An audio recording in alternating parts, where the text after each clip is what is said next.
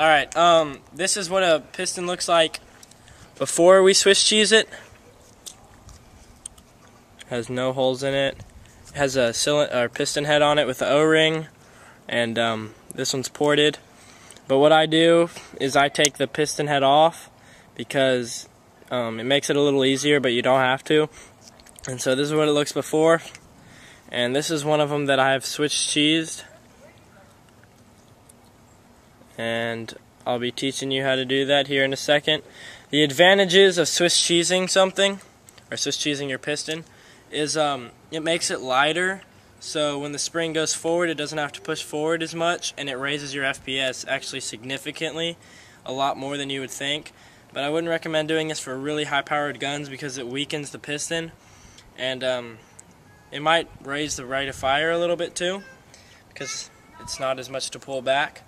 But I'll show you how to do that, and you can pretty much customize your piston however you want. Just be careful with it.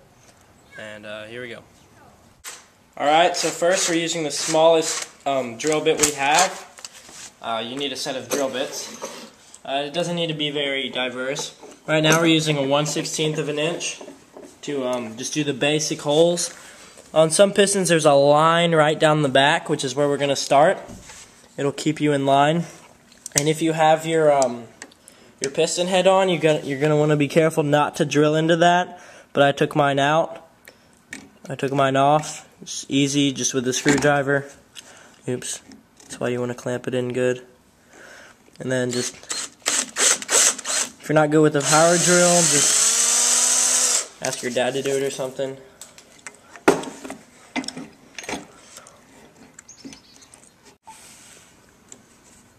Give it a little support if you need to, so it doesn't fall. Be careful because this is not the safest thing to do. Power drills can actually be kind of dangerous. I've drilled into my hand one time. It's not very pleasant.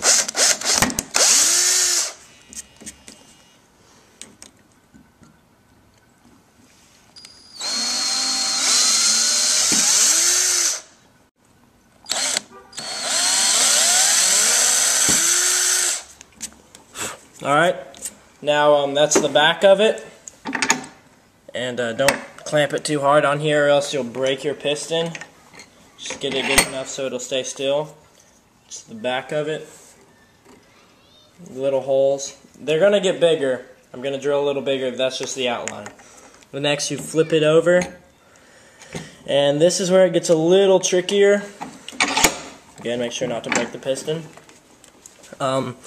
You have to drill next to the teeth, but do not touch the teeth, or else you'll damage them, and then the piston won't work, which would blow, so you don't really want that. Oops.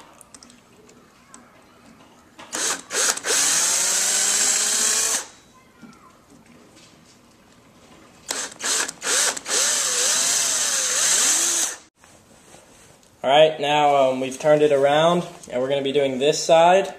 Again, be very careful. And you can adjust the length apart that your holes are, depending on how much you want to drill out, or how big you want the holes to be. So, the bigger the holes, or the more holes you have, the weaker the piston's going to be. I mean, it's not really that big of a deal unless you have a really high-powered gun, like pulling an M150 or higher, or maybe M140. But I've done this to almost all my guns.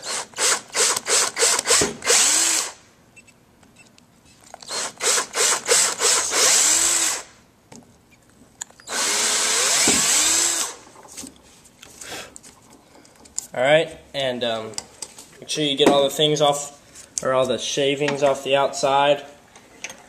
That's what it should look like when you're done with that part. Have holes there, have holes there, and have holes on the back. So after that, you take your drill, your power drill, and you can bore it up to whatever size you want. I'm gonna go to like a, I don't know what this is, but it's a little bigger.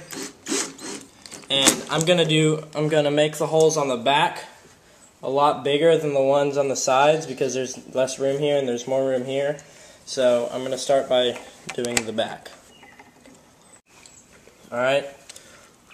And this should be a lot easier than before because you already have holes to drill in.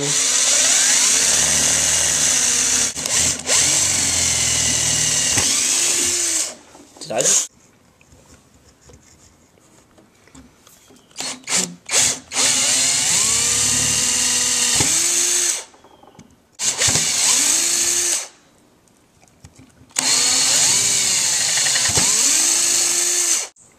Alright,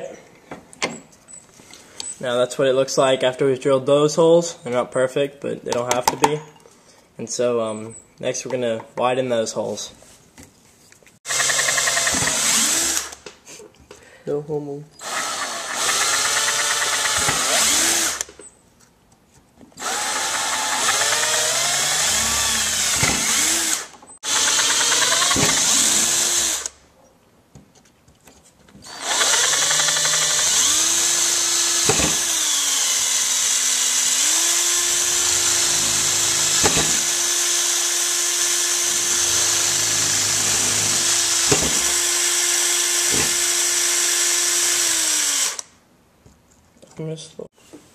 Alright, now we're done.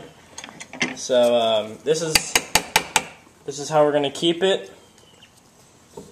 The holes, about how big they are. There, and on the back. And I don't know if the camera will pick this up, but there are a bunch of shavings in there.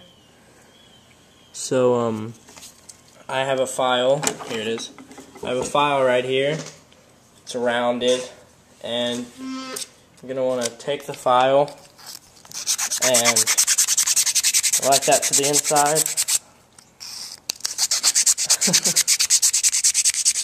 Make sure you get it smooth in there because you don't want the spring catching any of that stuff.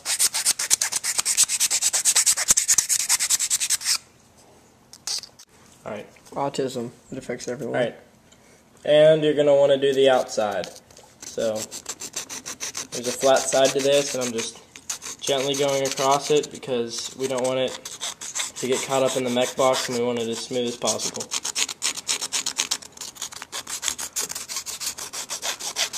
Alright guys, here are the two Swiss cheese pistons. Right here we have the holes are a little smaller. It's a different piston than this one too. This one, it's a Bravo piston. This is Echo 1, I think. And on this one, I made it a little more custom. I made the regular hole sizes there and there, but on the back I made 4 holes that are a lot bigger, and I made smaller holes around those holes. So I don't know what that'll do, but it's just cool. And this will do right here. And if anybody wants to trade a chrono for something, if they need anything, because you really need a chrono, and so we can test all this stuff, and once you get a chrono we'll have it in our reviews and everything. So if you have a chrono or want to donate one or just know of a cheap one to get, just contact me because we really need one. And at 1,000 subscribers we're gonna have a big giveaway, and it's almost there. So thanks, and we'll see you next time.